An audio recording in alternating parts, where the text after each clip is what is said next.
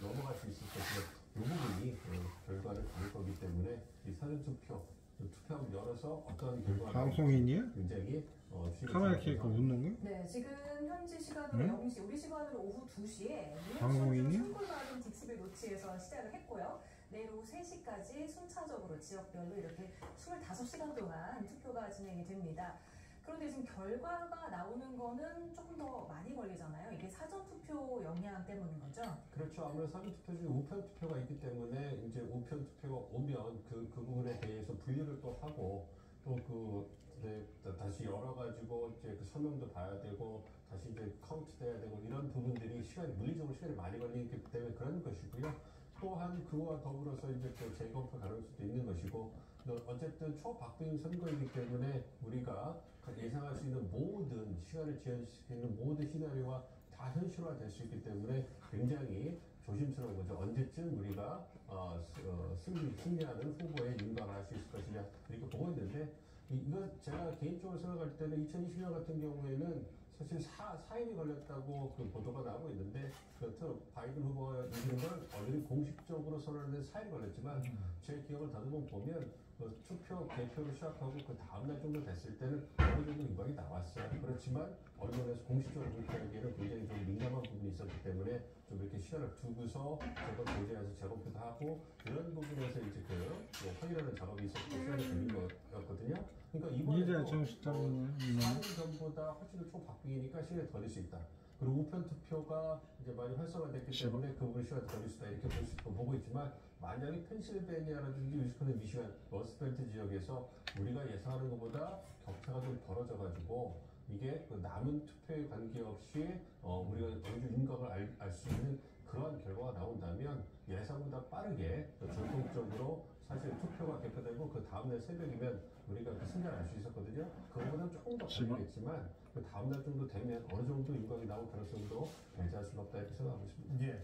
사전투표율이 높은 것도 변수로 꼽히지만은 지금 백인 여성들이 어디에 투표할까도 지금 변수 아니겠습니까? 어떻게 전망하세요? 그렇습니다. 아무래도 백인 여성, 그러니까 그 인구 통계학적으로 유권자들의 투표 성향을 보면 인종적으로 본다면 인종과 성별이 이제 거기에 포함이 되는 거죠. 인종적으로 보면 백인과 비백인의 투표 성향이 좀 갈려요. 예. 선호하는 정당이. 그러니까 백인 같은 경우에는 55에서 60% 정도가 세계 1위가 비백인 인종 같은 경우에는 따지면 흑인은 거의 90% 가깝게 이제 민주당을 지지하고 히스패닉은 한 70% 정도는 민주당을 지지했단 말이에요. 근데 이제 미국의 유권자의 비율을 보면 아무여적 67% 정도는 백인 유권자들이에요. 그렇기 때문에 백인 유권자의 표심을 얼마만큼 가져올 수 있느냐가 아무래도 선거 결과에 영향을 많이 미칠 수가 없겠죠. 그러니까 백인 남성은 공화당 지지가 좀 더 강하고 백인 여성은 상대적으로 좀 약했는데 그래도 과반이 넘는 분들이 공화당 후보 지지했고 2010년, 2011년 그랬단 말이에요. 근데 2022년에 연방 대법원이 로비웨이드라고 해서 미국 여성들의 낙태권을 보장해주는 그 대법원 판결을 역사적인 판결을 갖다가 폐기해버렸어요. 그리고 주정부에다가 낙태권을 권유했다가 개별적으로 결정할 수 있는 권리를 줬단 말이에요. 그리고 나서 근데 기독교 나라인데 낙태를 하냐? 그것도 그것도 이상하대.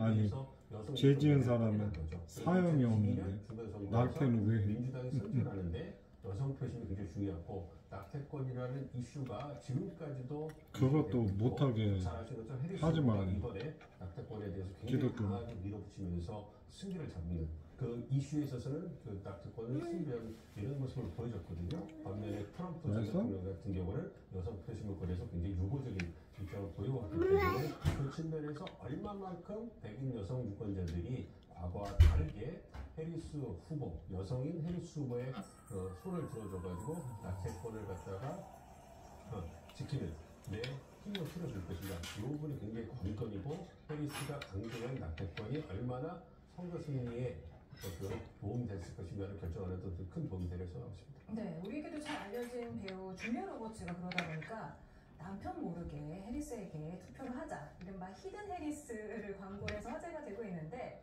사실 2016년 대선 때는 샤이 트럼프가 굉장히 변수 아니었습니까? 샤이 트럼프 대 히든 해리스 어느 정도로 보고 계신지요? 정확한 수를 알기는 어려울 거고요. 그렇지만 그 추측으로 봤을 때 2016년에 샤이 트럼프가 왜 등장했을까? 2024년에 히든 헤리스라는 그런 단어가 왜 등장했을까를 보면 2016년 같은 경우에는 트럼프라는 그 후보가 정치적 아웃사이더가 그 전통적인 보수 정당인 공화당의 대선 후보로 추대가 됐잖아요.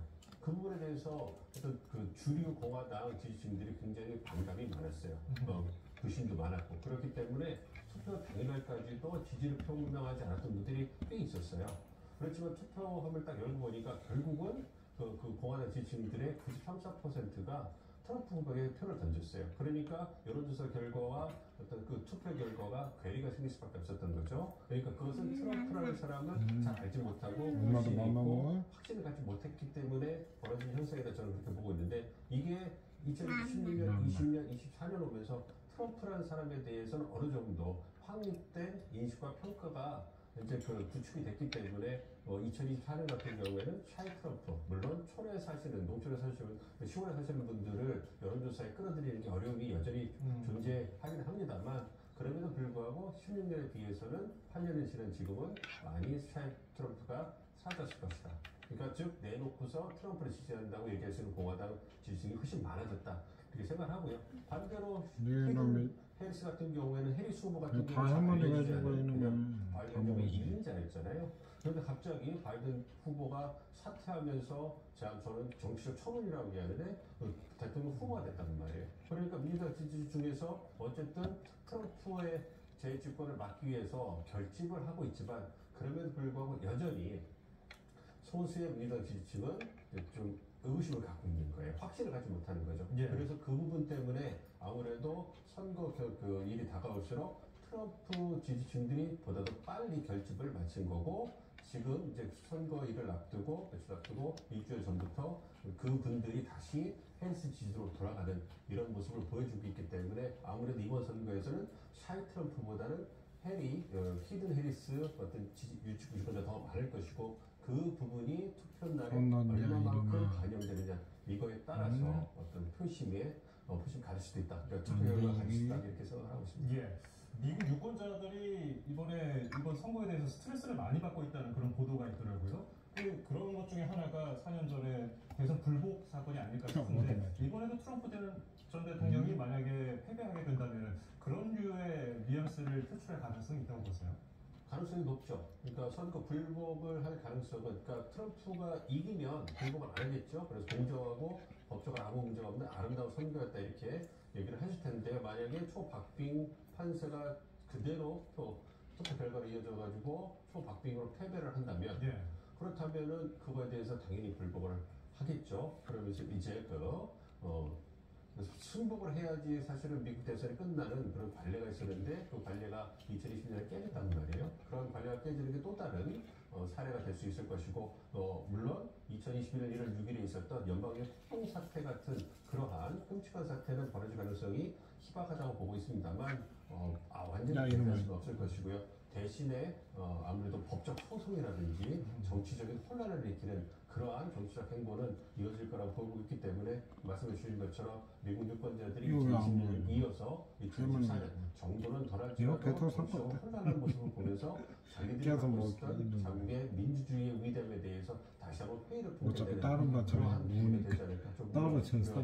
네, 지금 미국 대선이 총 538명의 선거인단 중 과반인 270명을 확보하면 이제 승리를 하는 거잖아요. 근데 이게 538이 짝수이다 보니까 269 대 269 이렇게 동점으로 될 경우에는 어떻게 되는 겁니까?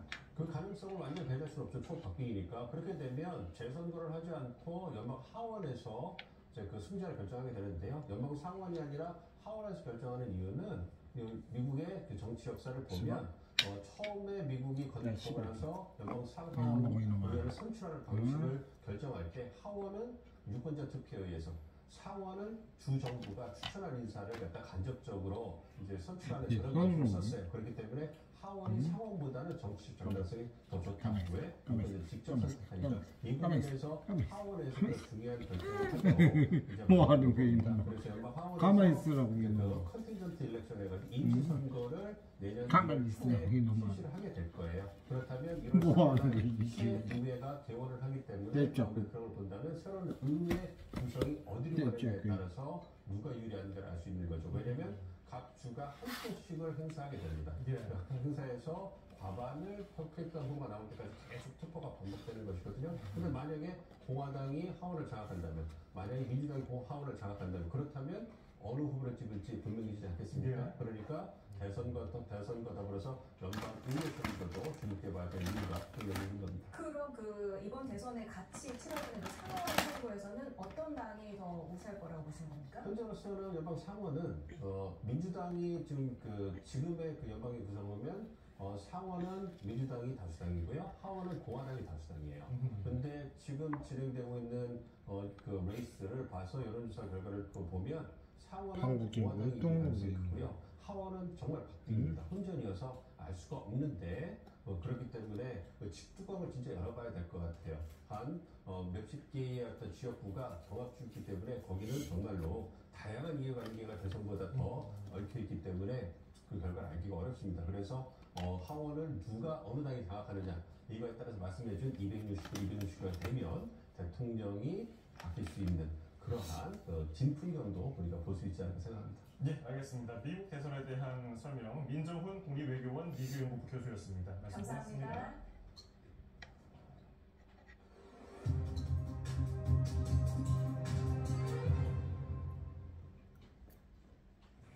지난 7월부터 축구협회 감사를 벌여온 문화체육관광부가 정몽규 회장에 대해 자격정지 이상의 중징계를 요구했습니다. 대표팀 감독 선임에서 축구 종합센터 건립 과정까지 독단적이고 불공정하게 운영했다는 게 이유인데 조치가 실제 이루어질지는 두고 봐야 합니다. 이대건 기자입니다. 문체부의 최종 감사 결과 발표에서 가장 강조된 건 역시 축구대표팀 감독 선임 문제입니다. 지난달 중간 발표 때처럼 홍명보 클리스만 감독 선임 과정이 불공정하고 불투명하게 진행되었다는 겁니다. 여기에 축구 종합센터 건립 과정 문제가 추가됐습니다. 문체부 장관 승인 없이 615억 원 한도의 대출 계약을 약정하고 국고보조금 77억 원을 지원받는 과정에서 협의하지 않은 사무공간을 조성하기로 했다는 걸 지적했습니다. 이 밖에 대표팀 지도자 42명의 이사회 선임 절차를 밟지 않았고 징계자 100명에 대한 사면권을 부당하게 행사한 것으로 드러났습니다. 문체부가 이를 근거로 정몽규 축구협회장 등에게 내린 조치는 자격정지 이상의 중징계 요구입니다. 여기엔 제명과 해임까지 포함합니다.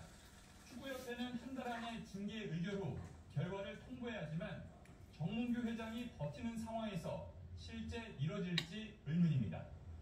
지금 현재 규정이 문체부는 징계를 요구할 수 있는 권한이 있는 거고 거기에 대한 판단은 축구협회 공정위원회에서 판단하도록 되어 있습니다. 홍명보 현 감독 선임에 대한 조치도 고개를 갸우뚱하게 합니다. 문체부는 재선임을 포함한 절차적 문제를 개선하라고 통보했는데 결국 축구협회가 알아서 하라는 입장입니다.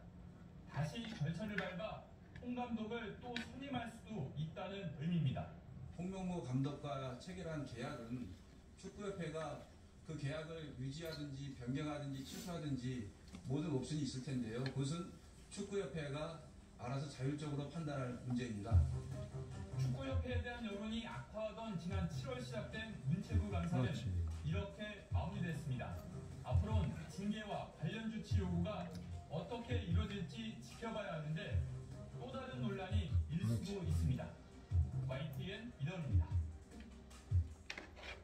대한축구협회는 문체부 감사 결과에 대해 협회 내부적으로 검토할 부분이 있다고 밝히는 한편 보조금 환수나 제재 부과금에 대해서는 너무 과도하다며 재심의 요청을 검토하고 있다고 설명했습니다. 축구협회는 출입 기자단에 공지 문자를 보내 협회 입장은 내일 보도자료를 통해서 배포할 예정이라고 설명했습니다. 같은 부대 여성 공무원을 살해한 뒤 시신을 훼손하고 유기한 현역 군 장교가 구속됐습니다. 법원에 출석한 피의자는 취재진 질문에 아무런 답을 하지 않았고 피해자에게 사과할 뜻도 밝히지 않았습니다. 홍성욱 기자입니다. 모자와 마스크를 착용하고 차에서 내린 남성. 같은 부대 사무실 여성 군무원을 살해한 뒤 시신을 훼손하고 유기한 30대 후반 현역 군장교 양모 씨입니다. 구속 전 피의자 신문을 위해 법원에 출석한 양 씨는 고개를 탁 숙인 채 가만히 취재진 있어. 질문에 아무런 답을 하지 않았습니다. 사건을 왜 준비했습니까? 가만히 있어. 피해자한테 미안하지 않습니까? 법정신문은 10분도 걸리지 않았고 양 씨는 다시 호송차에 오를 때도 피해자에 대한 사과의 뜻을 밝히지 않았습니다. 살인과 사체, 유기, 훼손 등의 혐의를 받는 양 씨. 법원은 증거인멸과 보주 우려 가능성이 있다고 판단해 구속영장을 발부했습니다. 영장심사에서 양 씨는 혐의를 모두 인정한 것으로 알려졌습니다. 사관학교를 나온 양 씨는 중형제급 예정인 현역 군장 사관학교 나온 새끼 그 정신 나가.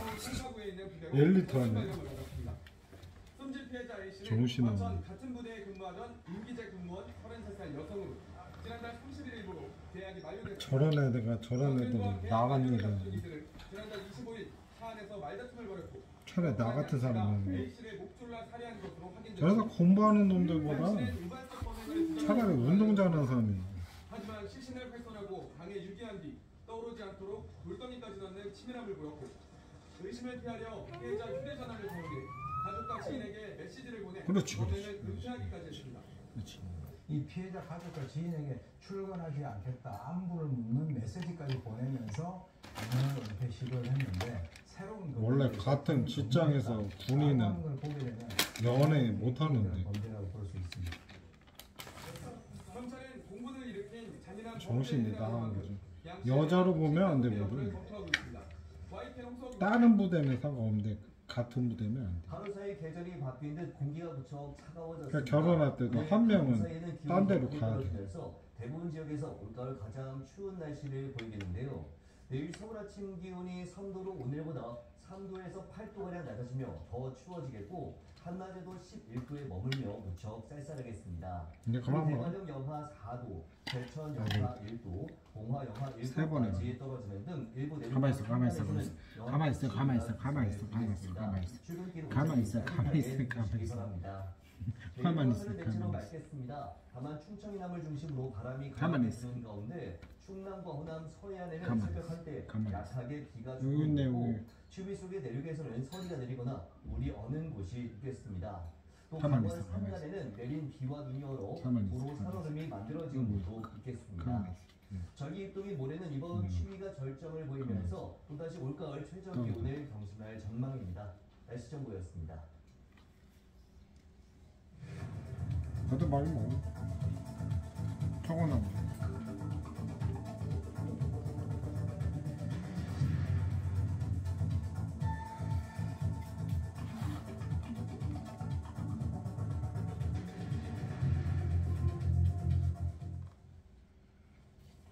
미국 첫 여성 대통령의 안녕히 계세요. 탄생이냐 아니면 트럼프의 귀환이냐 세계 이목이 쏠리고